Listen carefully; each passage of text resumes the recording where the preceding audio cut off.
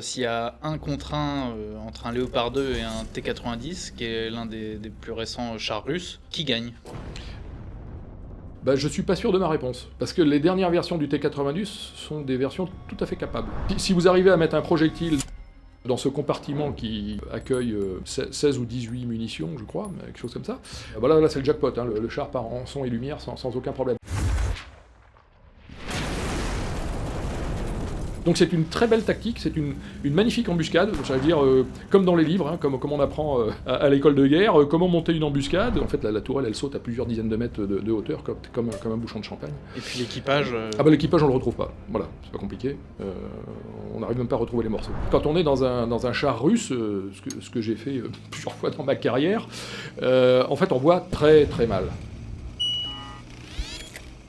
Alors que certains le donnaient pour mort, la guerre en Ukraine a marqué le grand retour du char de bataille. Pour décrypter les enjeux et les secrets de ces monstres d'acier, nous recevons Marc Chassillan, grand expert français des chars d'assaut. Une version d'1h15 de cet œil du pro est d'ailleurs disponible pour les abonnés à notre offre rejoindre, offre dans laquelle vous retrouverez également les versions intégrales de nos grands entretiens et du contenu exclusif. Donc ce n'est pas un missile qui vient percuter frontalement les blindages épais du char. En fait, il a une trajectoire en cloche et il plonge. Voilà, il plonge en fait sur le char à l'endroit où le char évidemment est relativement dépourvu en matière de blindage et donc ça perce sans aucun problème. Et après la difficulté pour les chars de conception, je vais dire soviétique. Donc les chars soviétiques, c'est toute une famille de chars qui ont démarré avec le T-64, donc comme son nom l'indique, dans les années 60. Et donc le T-64, ça a été le père générateur de toute une famille de chars, T-72, T-80, T-90. Et ils ont tous cette même architecture avec la particularité d'avoir un magasin de munitions qui se trouve situé dans un carrousel. Donc un carrousel, c'est un objet qui a la forme de cette table ronde, voilà, et les équipages de la tourelle en fait sont assis littéralement sur ce carrousel. Et donc vous imaginez bien que quand un javelin perce le toit de la tourelle, l'explosion fait sauter les munitions. C'est l'effet, ce qu'on appelle l'effet bouchon de champagne, hein, qui est en fait l'idée que quand vous avez à peu près une petite trentaine de munitions qui sont stockées sous le panier de tourelle. Donc cette trentaine de munitions, ça représente plusieurs centaines de kilos de poudre propulsive et d'explosifs.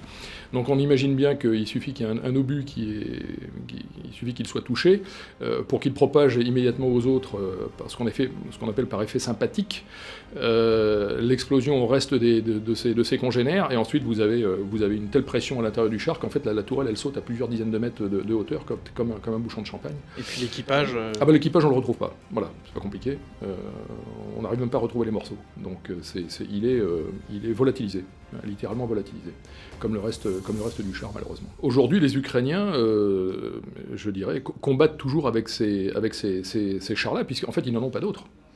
Il faut être tout à fait clair. À l'heure où on se parle, les chars dits occidentaux qu'on a promis aux Ukrainiens, comme les Challenger, les Léopards ou les M1 américains, ne sont toujours pas arrivés, ou alors les premiers arrivent aujourd'hui, mais les Ukrainiens, les Ukrainiens se battent toujours avec des chars de l'époque soviétique qu'ils ont alors soit-même fabriqués, parce que je rappelle que la plus grande usine de chars de l'Union soviétique est à Kharkiv, donc est en Ukraine. Oui. C'était une des 5 grandes usines de fabrication de chars de l'époque soviétique. Et les Ukrainiens, en fait, se battent essentiellement avec des T-64 qui ont été fabriqués à Kharkov. Et ils ont aussi quelques T-72. Donc ça reste quand même la colonne vertébrale de l'arme blindée ukrainienne reste encore des chars de l'époque soviétique, jusqu'à ce que les chars occidentaux prennent un petit peu la relève, mais pas tant que ça, parce que aux dernières nouvelles, on ne va pas livrer des centaines et des centaines de chars, d'après ce que j'ai compris. Ça évoluera peut-être, hein, mais aujourd'hui, c'est pas le cas. En fait, l'idée, elle est assez simple. Elle consiste en fait à faire exploser l'ogive du missile bien au-dessus de la tourelle, de sorte que ce qu'on appelle le jet de charge creuse, enfin donc un missile anti-char, ça porte une charge creuse. Donc qu'est-ce qu'une charge creuse ? Eh bien, c'est une charge qui, quand elle détonne, génère un dard métallique qui vole à plusieurs milliers de mètres par seconde, et c'est cette énergie cinétique de ce dard métallique qui fait qu'on perce les blindages. Le problème, c'est que, telle qu'elle est disposée, cette cup cage n'est pas assez éloignée du toit de la tourelle. Et donc le Javelin arrive quand même à percer le toit de la tourelle, même quand son ogive explose à une certaine distance. Donc c'est comme ça qu'on a vu d'ailleurs qu'un certain nombre de chars équipés de ces dispositifs avaient quand même été détruits et quand même été défaits. Les Russes, au bout d'un an de conflit, ont perdu sans doute plus de 1500 chars, ce qui représente quasiment la moitié de la flotte de chars opérationnels dont ils disposaient au départ, et qu'ils sont obligés de ressortir de leur stock un certain nombre de chars qui ont été précieusement conservés. Je m'empresse de le dire, donc ils ont été quand même assez prudents et assez visionnaires dans cette affaire. Et donc ils ressortent les vieux T-62, donc le T-62, effectivement, comme son nom l'indique, c'est un char qui est contemporain de notre vieil AMX-30 ou du Léopard 1 allemand. Et c'est un char dont il dispose encore de plusieurs centaines d'exemplaires. Et j'ai lu très récemment qu'ils allaient remettre... Alors, ils en ont déjà déployé sur le terrain, mais là, ils passent à la vitesse supérieure, et ils vont d'abord les repasser en usine pour leur greffer un certain nombre d'équipements, sans doute des équipements de communication, des équipements optiques, pour faire le boulot. Voilà. C'est ce qu'on appelle, quand on parle d'un T-62, d'un T-72 modernisé, c'est ça ? C'est repasser en usine pour leur donner des nouvelles technologies dans des vieilles carcasses ? Voilà, alors en fait, on va dire que la base mécanique, elle reste inchangée, hein, c'est-à-dire tout ce qui est moteur, transmission, train de roulement, caisse, reste inchangé, mais on vient greffer dessus des équipements, ce qu'on appelle des équipements de mission, donc déjà mettre un poste radio un peu moderne, hein, voilà, sans doute des équipements optiques, des caméras qui permettent d'acquérir les objectifs de manière plus satisfaisante dans de meilleures conditions. Il faut aussi retrouver des munitions, parce que des munitions, la particularité du T-62, c'est qu'il tire des munitions de 115 et qu'il est le seul au monde à tirer ces munitions. Voilà, donc c'est des munitions qui ne sont absolument pas du tout standards. Donc il faut que les Russes aillent trouver, je ne sais où, un stock de munitions. Et donc non seulement il faut réviser les chars, mais il faut aussi réviser les munitions, parce que des munitions trop anciennes, ça peut être assez dangereux à utiliser. Donc il faut sans doute aussi avoir un œil sur ces munitions. Et ensuite, voilà, ensuite on les engage sur le champ de bataille, parce qu'en fait, ce dont ont besoin les Russes de manière assez prioritaire, c'est de masse. Hein, c'est une tactique assez connue de l'Union soviétique et de la Russie d'aujourd'hui, qui est d'utiliser la masse pour imposer ses buts sur le champ de bataille. Donc les T-62 vont faire masse. Voilà, je pense que c'est ça qu'il faut retenir. Les pertes de blindés russes, elles s'expliquent par beaucoup de choses. Hein, il y a plusieurs facteurs qui concourent à ces pertes élevées. La première, c'est effectivement un oubli complet de ce qu'on pourrait appeler les gestes les gestes de combat élémentaires du combat blindé. Voilà, donc quand vous êtes chef de char, on vous apprend ce qu'on apprend, le comportement élémentaire du combat blindé. Donc se poster, observer, se cacher, se déplacer, etc., etc. Voilà. Et puis vous faites ça évidemment en parfaite coordination avec les chars de la même unité. Donc vous vous déployez, vous restez pas à la queue leu sur une seule route. Vous vous déployez. Et puis, évidemment, vous avez toute la partie coordination avec les autres armes, l'infanterie au premier rang, le génie, comme je l'ai dit tout à l'heure, et puis les unités de reconnaissance, c'est-à-dire que vous ne faites pas un pas sans unité de reconnaissance, donc vous devez envoyer vers l'avant un certain nombre d'unités spécialisées qui peuvent se déplacer avec différents moyens et qui viennent vous renseigner. Et dans le ciel, vous envoyez ce qu'il faut, des drones, des hélicoptères de combat, de l'aviation, pour venir vous renseigner sur l'état du terrain et l'état du dispositif ennemi. Je pense qu'un certain nombre de ces actes élémentaires, tactiques, qui est en fait le b.a.-ba de la tactique du combat blindé, ont été un peu oubliés. Et alors, ce qui n'a pas aussi facilité les choses, c'est les conditions de terrain, puisque de manière totalement improbable, les Russes ont attaqué fin février au moment de la Rasputitsa.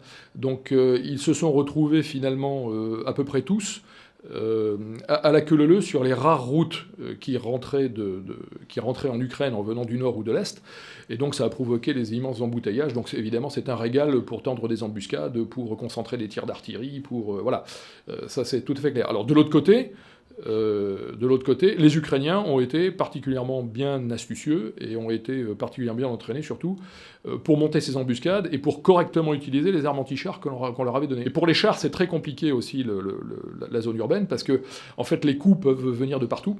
Ils peuvent venir des toits, ils peuvent venir des soupirails, ils peuvent venir d'un gars qui soulève une plaque d'égout, qui tire et qui remet la plaque d'égout au-dessus de lui et qui repart dans les sous-sols. Donc il faut avoir des yeux partout. Donc d'où l'importance d'avoir des fantassins qui prêtent leurs yeux aux chars pour les escorter et pour les protéger. Voilà. Un char tout seul qui s'aventure en ville, il est mort. Il est mort, clairement. Et parce que malgré les capteurs, malgré les caméras, la visibilité, elle est quand même très mauvaise dans un char. Alors surtout dans les chars russes. Qui ne sont pas encore passés aujourd'hui à ce qu'on appelle les réseaux de caméras périphériques. Aujourd'hui, tous les engins blindés modernes occidentaux ont des systèmes périphériques d'observation de proximité. Donc en fait, ce sont des petites caméras qui sont soit sur les tourelles, soit sur le châssis, et qui renvoient des images à l'équipage de ce qui se passe autour du char. Les chars russes n'ont pas encore ce genre de dispositif. Et les champs de vision directe, donc ce qu'on appelle les épiscopes, les épiscopes, c'est-à-dire ce sont ces bouts de verre qui renvoient la lumière à travers le blindage, ne couvrent pas la totalité du champ de vision. Et donc quand on est dans un char russe, ce que j'ai fait plusieurs fois dans ma carrière, en fait on voit très très mal. On voit très très mal. Voilà, on voit très très mal ce qui se passe à l'extérieur. Les optiques ne sont pas adaptées. Voilà. Les budgets pour s'entraîner avec des chars, pour rouler, pour manœuvrer, pour tirer, pour les entretenir, ne sont pas là. Donc sur le papier, un pays peut disposer d'un certain nombre de chars, mais en fait, au coup de sifflet, le nombre de chars qui sont capables d'être activés, si j'ose dire, est en fait très faible. D'où la difficulté que tous les pays ont aujourd'hui pour livrer des chars en état aux Ukrainiens. Il y a forcément un passage par l'atelier, voire par l'usine, pour remettre ces chars en état. Donc les parcs ne sont pas disponibles, même si sur le papier, les quantités sont impressionnantes. Et donc en fait, quand on fait l'analyse par exemple du parc de Léopard 2, on peut lire un peu partout qu'en Europe, on dispose d'à peu près 2000 Léopard 2. Voilà. Bon. Mais le problème, c'est qu'on ne dispose pas effectivement de ces chars. Ce sont des chars qui ont été achetés, ça c'est clair, ils font partie de la dotation des armées, mais des chars réellement transférables en bon état, en fait, il y en a que... moi, ce que j'appelle le vivier de chars Léopard 2 transférables, c'est moins de 400 machines. Et sur ces 400 machines, vous en avez à peu près la moitié qui dorment dans des hangars depuis des années, c'est-à-dire qu'ils sont pas en état de faire quoi que ce soit. D'où ce qu'on appelle cette génération de force, cette génération de potentiel qui prend du temps, qui coûte de l'argent. On a vu s'exprimer un certain nombre de responsables politiques polonais en particulier, qui se plaignent du manque de pièces de rechange. Donc en fait, ils ont les chars, mais ils n'ont pas les pièces de rechange. Voilà. D'où la difficulté de constituer ne serait-ce qu'un seul bataillon de Léopard 2. J'ai retrouvé une vieille vidéo de présentation du char Léopard, c'est assez rigolo. Ah oui, avec le boc de bière, oui, c'est très connu. Oui, c'est très connu. C'est une vidéo... Une vidéo très connue. Alors, c'est pas une... comment dirais-je ? C'est pas une performance dont seul est capable le Léopard 2. Le Leclerc, il fait exactement la même chose, sans aucun problème. Mais ça montre effectivement cette différence de performance entre donc, ces chars qui ont été conçus dans les années 80-90, donc le Léopard 2, le char Leclerc, le char M1 américain, qui ont exactement les mêmes performances de stabilisation, et puis cette vieille génération dont on a parlé, c'est-à-dire les Léopard 1, les T-62, qui eux sont rigoureusement incapables de faire ça, parce que déjà, ils n'ont pas de canon stabilisé, ils n'ont pas de visée stabilisée. Donc ce sont des chars qui, encore une fois, ont besoin de s'arrêter pour effectuer la visée sur la cible et tirer. Et une fois qu'ils ont tiré, alors un coup ou deux coups, tout dépend de la nature de la cible, et tout dépend de la teinte qu'ils ont réalisée sur cette cible, ils se redéplacent pour gagner un autre poste de tir, un autre poste d'observation, et ils réengagent de nouveau l'ennemi. Alors qu'avec des chars de nouvelle génération, en fait, vous faites tout en même temps. Vous pouvez rouler, c'est-à-dire que vous êtes pour l'ennemi une cible difficile, puisque vous bougez. Donc une cible qui bouge, effectivement, c'est très, très, très compliqué à acquérir. Mais en même temps, ça ne vous dispense pas de pouvoir observer de manière très satisfaisante, parce que vos viseurs sont stabilisés, donc l'image est stabilisée, malgré le fait que le char bouge, l'image est stabilisée, et le canon est asservi à la visée, c'est-à-dire que le canon suit la visée. Voilà. Et donc vous pouvez tirer en roulant sur des cibles mobiles, donc ça a été une véritable révolution pour le combat blindé. S'il y a un contre un entre un Léopard 2 et un T-90, qui est l'un des plus récents chars russes, qui gagne ? Je ne suis pas sûr de ma réponse. Parce que les dernières versions du T-90 sont des versions tout à fait capables. Tout à fait capables. Qui, elles aussi, peuvent tirer en roulant, qui disposent d'optiques d'assez bonne qualité. Et donc, tout ça, ça va dépendre de ce qu'on appelle les conditions initiales du combat. C'est quelque chose de fondamental, hein. C'est-à-dire, quel est celui qui va voir l'autre en premier et quel est celui qui va tirer. Et tout va dépendre effectivement de l'habileté des chefs de char à se poster, à observer, tout en étant eux-mêmes relativement furtifs et discrets vis-à-vis de l'ennemi. Donc ce type de duel, je ne suis pas certain de l'issue. Je ne suis pas certain de l'issue. Ça peut tourner en faveur de l'un ou de l'autre sur quelques secondes qui sont en fait des secondes consacrées à l'acquisition de la cible et à la rapidité du tir. Il faut savoir qu'au cours de la Seconde Guerre mondiale, l'armée soviétique avait constitué des unités de casseurs de chars allemands.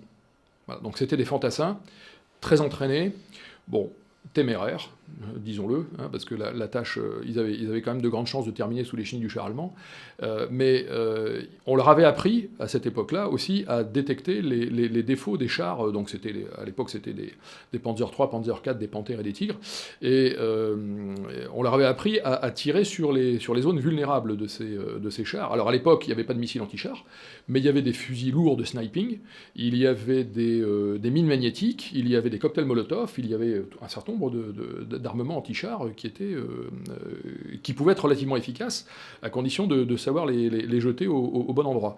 Avec le Léopard 2, on est exactement dans la même situation. Il faut savoir que le Léopard 2, c'est un char qui a eu un très grand succès commercial. Mais pour le moment, il n'a pas eu de grand succès militaire. Tout simplement parce qu'il n'a quasiment jamais été engagé au combat, sauf une fois, il y a 4 ou 5 ans de ça, c'était à El Bab, dans le nord de la Syrie. Ce sont des chars Léopard 2 A4, donc la première version du char Léopard, que les Turcs ont engagé au combat. Et ça s'est terminé par un désastre. Les Turcs ont perdu une dizaine de chars en moins d'une journée.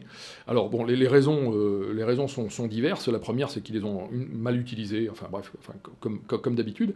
Mais la deuxième raison, c'est que les gars d'en face, les djihadistes d'en face, ont utilisé des missiles anti-chars Kornet russes de nouvelle génération, et que ces chars sont capables de percer le blindage du Léopard 2 sans problème. Voilà. Donc, on sait effectivement, je dirais, quand on est un soldat qui a été bien formé au combat anti-char, quelle que soit l'arme dont il dispose, que ce soit un lance-roquette, un missile, on lui apprend à viser les bons endroits du char. Alors effectivement, comme le mentionne votre vidéo, l'essentiel du blindage des Léopard 2 se concentre sur l'avant. Mais sur les côtés, c'est assez faible. Enfin, on va dire que c'est plus faible. Sur l'arrière, évidemment, il n'y a rien. Sur le toit, c'est aussi relativement mince. Bon. Et la grande vulnérabilité du char Léopard 2, c'est sa soute à munitions qui se trouve sur le côté gauche de la tourelle, derrière ce qu'on appelle le radiochargeur. Comme les T-72. Comme les T-72, voilà. Donc si vous arrivez à mettre un projectile dans ce compartiment qui accueille 16 ou 18 munitions, je crois, quelque chose comme ça, voilà, là c'est le jackpot, hein. Le char part en son et lumière sans aucun problème. Une des leçons de l'Ukraine, c'est qu'il va falloir réapprendre à se réapproprier des systèmes que l'on croyait inutiles ou moins pertinents. Voilà, donc les mines en font partie. Et en fait, cette bataille de Vuhledar, c'est une bataille de mines.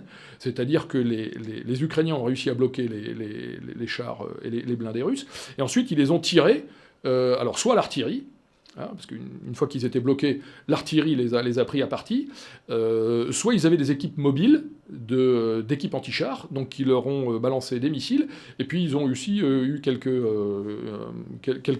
chars de leur côté qui se sont bien postés pour attendre l'ennemi et le détruire, de manière claire. Donc c'est une très belle tactique, c'est une magnifique embuscade, j'allais dire, comme dans les livres, hein, comme on apprend, à l'école de guerre, comment monter une embuscade. Alors là, c'était une grande embuscade, hein, parce qu'il y a eu effectivement plus d'une centaine de chars détruits, mais c'est, j'allais dire, comme dans les livres. Et les Russes ont été en dessous de tout, parce qu'ils n'ont pas réagi. Visiblement, l'élément de reconnaissance, il n'y en avait pas.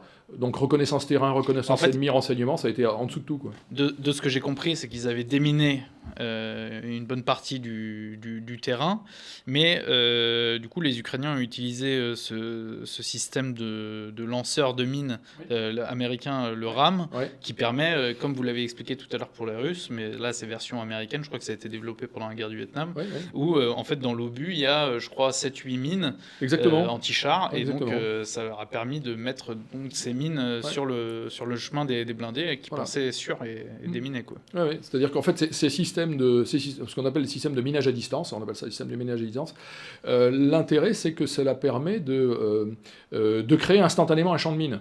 Vous voyez, vous n'avez pas l'image du sapeur avec sa pelle creusant le sol et puis mettant la mine, la recouvrant, etc. Non, là, vous créez instantanément un champ de mine.